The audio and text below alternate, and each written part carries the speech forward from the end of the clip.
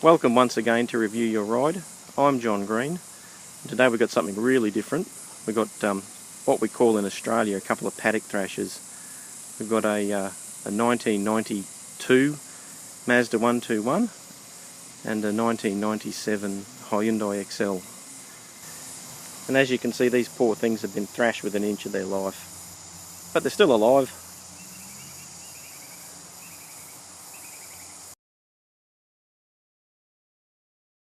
Some inside of the little Mazda.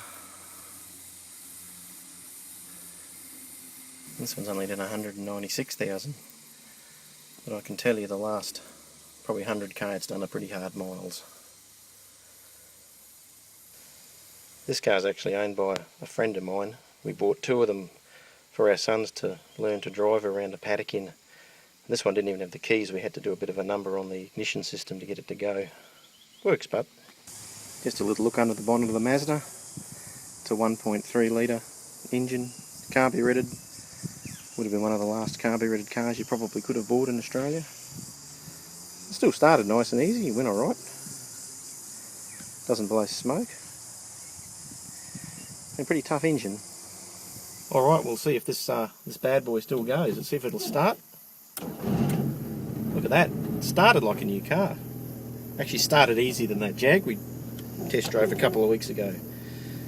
Clutch feels a bit sick, but this car has been flogged. Ooh. Yeah, it lives.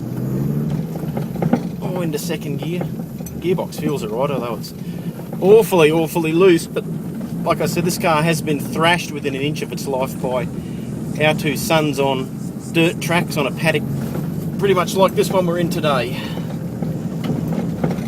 I mean, it still goes. It's amazing a car that's had this much punishment dished out to it can still live. Just incredible. Gotta love a car like this. It's got character. It just doesn't want to die. It's incredible. Oh, it's rough. You can hear the CV joints. I've had it. Oh, the brakes are a bit sad. They still work, but they'll still pull you up. We're not going to go very fast. Let's do it. Oh, I won't go into second gear. Oh. Yeah, it's inches from death, this car, I reckon. But anyway, oh, you can hear the fan belt squealing.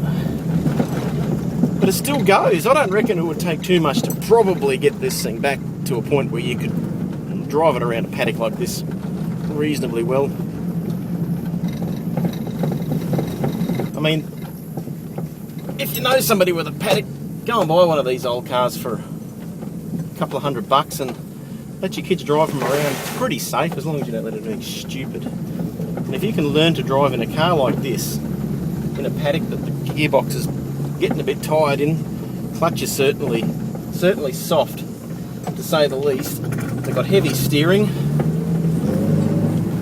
Your kids will probably be better drivers on the road. If you can,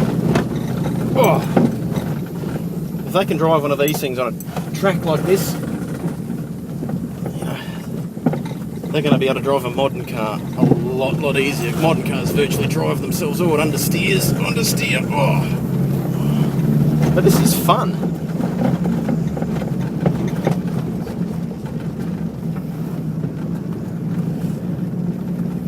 This is fun. You can't do this on the road. Let's see if we can get it into third.